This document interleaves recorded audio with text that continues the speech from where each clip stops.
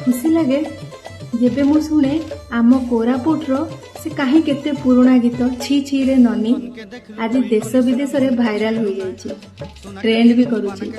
समस्ते तो ताल रे नाची उठुचंती, झुमी उठुचंती। किंतु सेही कोरापुटर ए चलित मास फेब्रुआरी 8 तारिख घटना,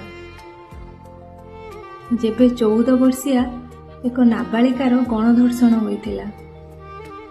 ताहा कौन कहीं शुणिछंती? जदि शुणिछंती ताहा कौन कहीं गुरुत्व देइछंती? गुरुत्व देबा भी कौन दरकार, ये तो नीतिदिनिया घटना।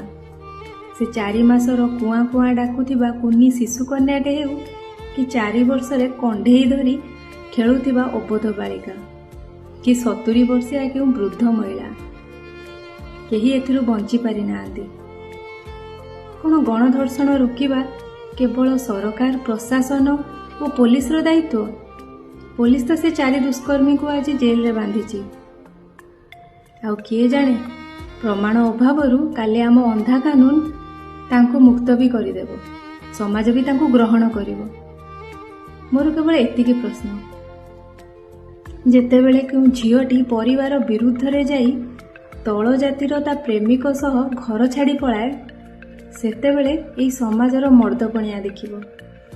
लाठी ठेंगा बाड़ी धरी दौड़ी आसिबे से प्रेमी जुगल को पिटी देबा पई, मारी देबा पई।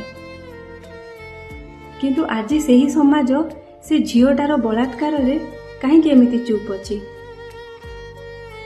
काहेकि से लाठी बाड़ी ठेंगा आज जवाब मागुनी?